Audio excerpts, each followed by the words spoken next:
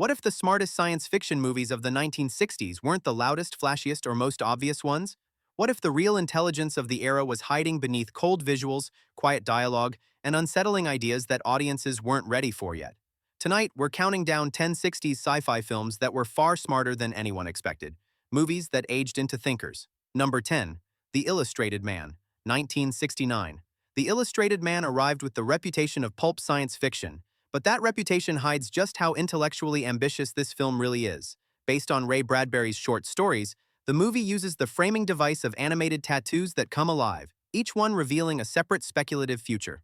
What sounds gimmicky becomes a Trojan horse for some of the most unsettling ideas of the decade. Each segment explores a different anxiety: authoritarian governments, the commodification of space travel, the erasure of individuality, and the dangers of technological obedience. One story imagines children turning against their parents through psychic projection. Another envisions a future where dissent is punished under the guise of progress. These aren't action set pieces, they're moral warnings. What makes The Illustrated Man smarter than expected is its refusal to offer comfort.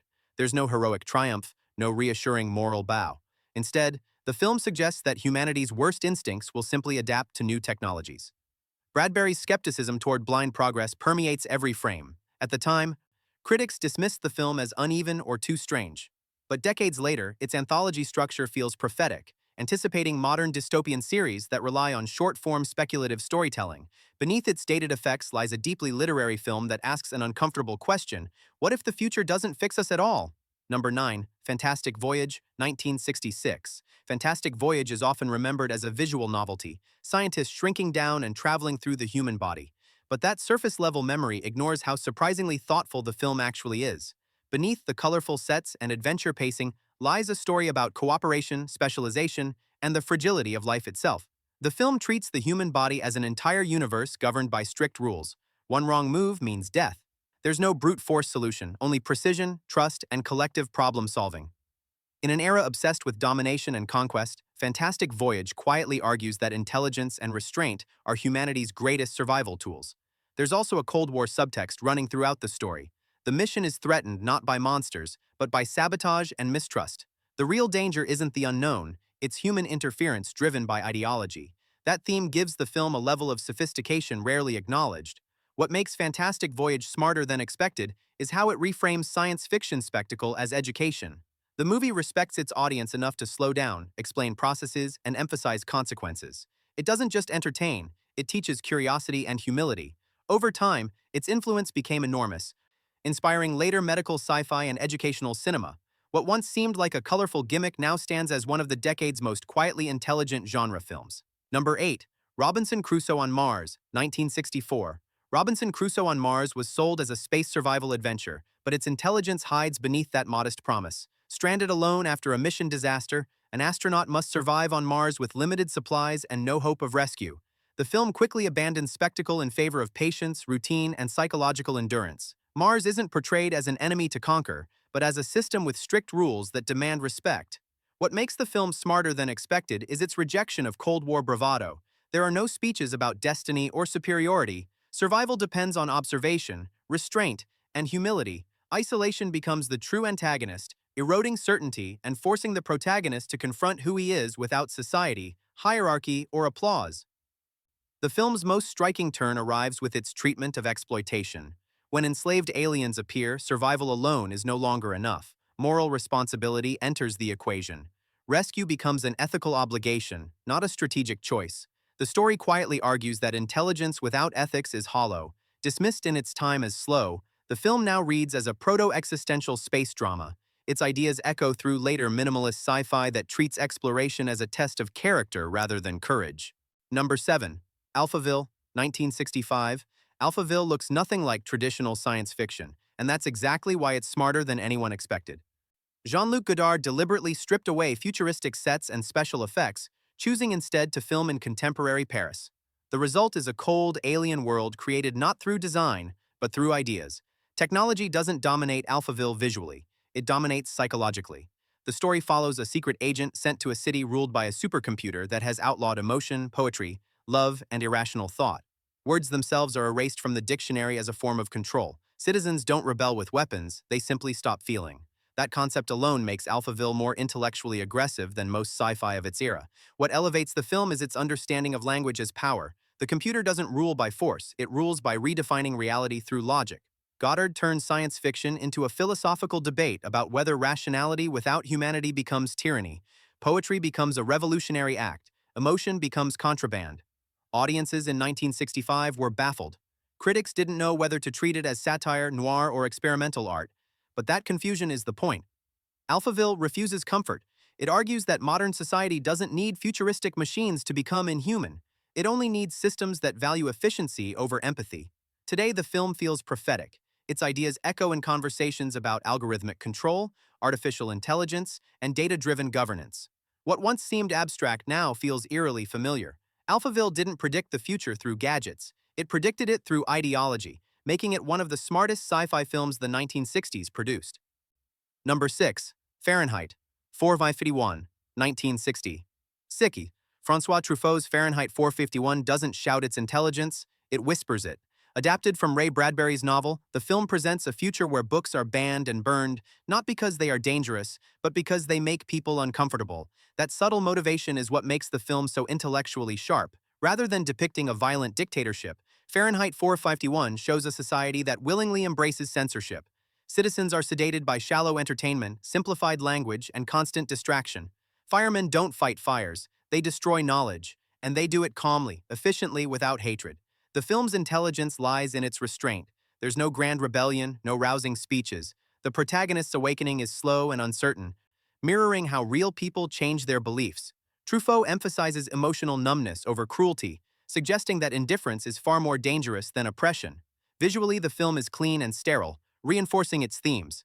The lack of visual chaos mirrors a society that has eliminated complexity. Even relationships feel programmed. Love is awkward, conversation is shallow, silence is preferred to thought. When it was released, audiences expected spectacle and were disappointed, but that reaction proves the film's point. Fahrenheit 451 is uncomfortable precisely because it reflects how easily people surrender curiosity for convenience. Decades later, the film feels uncannily relevant. Its warnings about mass media, algorithmic comfort, and cultural amnesia resonate stronger than ever. What once seemed like a muted adaptation now stands as one of the most intellectually honest sci-fi films of the 1960s, quiet, unsettling, and devastatingly accurate. Number 5. Seconds, 1966. Seconds may be the most disturbing entry on this list, not because of monsters or space travel, but because of how deeply it understands human dissatisfaction. Disguised as a science fiction thriller, the film explores identity, reinvention, and the horrifying realization that starting over doesn't fix what's broken inside. The premise is deceptively simple. A middle-aged man is offered a chance at a new life through radical surgery and identity replacement. New face, new job, new freedom. But instead of liberation, he finds alienation.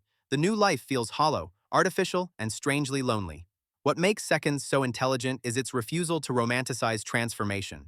The film suggests that identity isn't something you can discard like a coat. Trauma, regret, and self-doubt follow no matter what face you wear. Reinvention becomes another form of imprisonment. John Frankenheimer's direction reinforces this psychological unease. Distorted lenses, claustrophobic framing, and harsh lighting create a constant sense of discomfort. Even moments meant to represent freedom feel staged and performative, exposing how consumer culture sells happiness as a product. At the time, audiences rejected the film. It was too bleak, too cynical, too unsettling, but that rejection again proves its intelligence. Seconds challenges the American dream itself, questioning whether endless reinvention is a lie that keeps people running from themselves.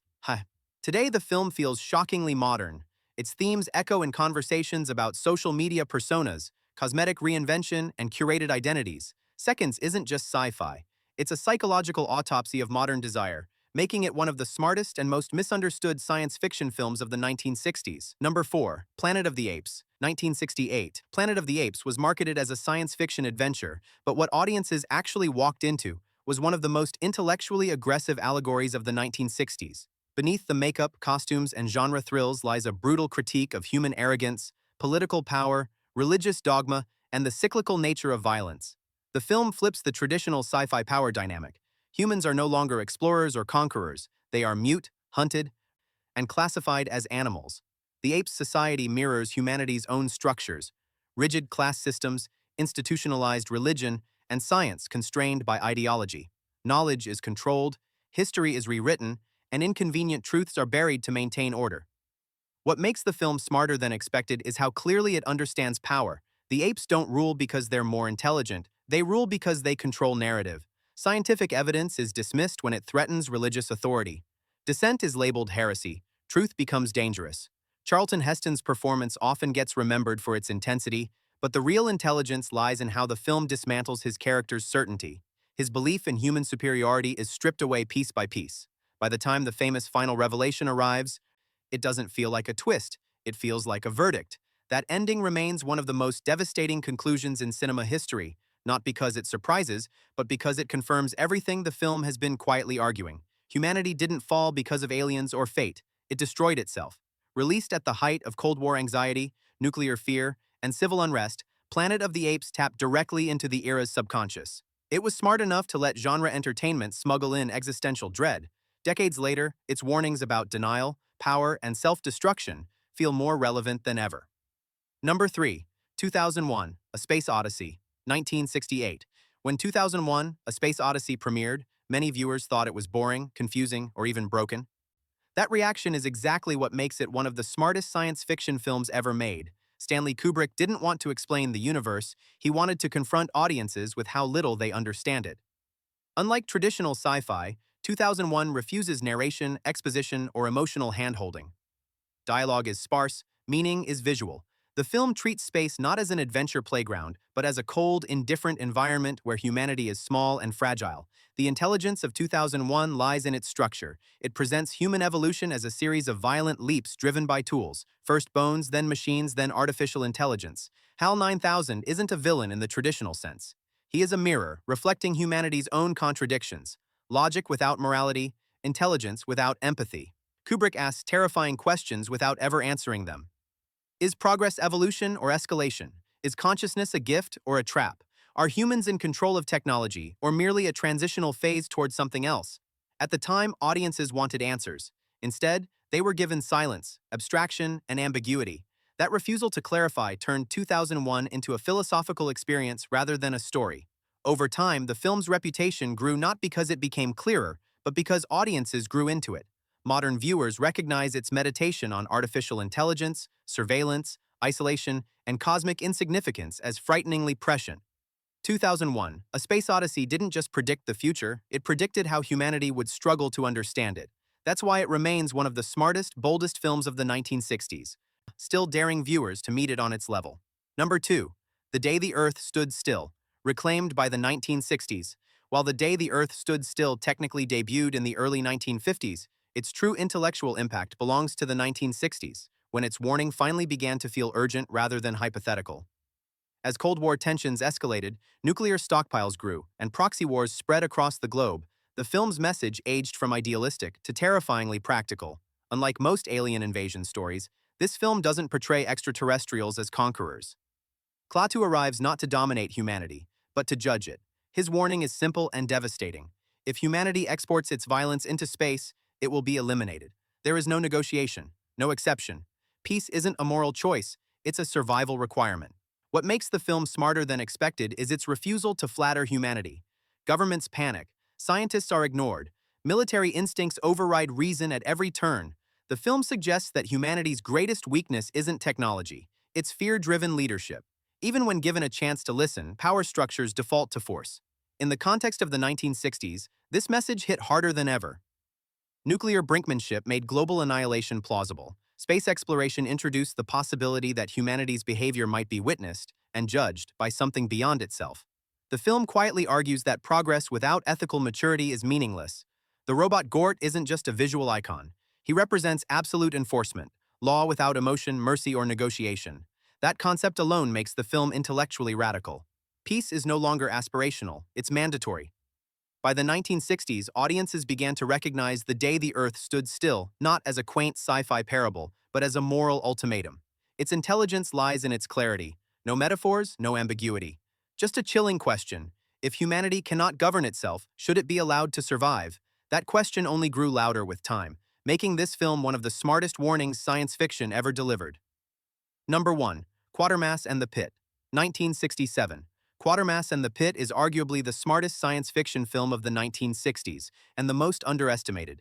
Disguised as a British horror sci-fi hybrid, it delivers a staggering intellectual payload about evolution, mythology, racism, and inherited violence. The premise begins modestly, an ancient object uncovered during construction in London, but instead of turning into a monster movie, the story spirals into something far more disturbing.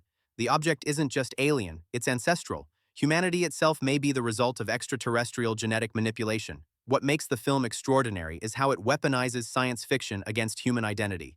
The aliens didn't just influence humanity, they engineered our aggression, war, tribalism, genocide. These aren't learned behaviors. They're programmed instincts buried deep in our biology. This revelation reframes history itself. Religion, superstition, and myth aren't spiritual mysteries. They're distorted memories of ancient trauma. The film suggests that humanity's greatest horrors weren't accidents. They were design flaws. Unlike most sci-fi, Quatermass and the Pit refuses optimism. Knowledge doesn't liberate humanity. It destabilizes it. When the truth emerges, society doesn't evolve. It panics. Riots erupt. Psychic echoes trigger mass hysteria. Intelligence becomes a catalyst for collapse. Released during a decade defined by civil unrest, racial tension, and ideological extremism, the film feels almost cruel in its timing. It doesn't offer solutions. It doesn't absolve humanity. It simply exposes the possibility that violence is inherited, not chosen. At the time, critics underestimated it as genre fare, but decades later, it stands as one of the most intellectually ruthless sci-fi films ever made. Quatermass and the Pit doesn't ask whether humanity can change. It asks whether humanity was ever truly free to begin with. That question earns it the top spot. The smartest sci-fi of the 1960s didn't rely on spectacle. It relied on doubt. These films questioned progress, identity, and humanity itself, often leaving audiences unsettled rather than satisfied, and that's why they've endured. Intelligence, after all, isn't meant to comfort, it's meant to confront.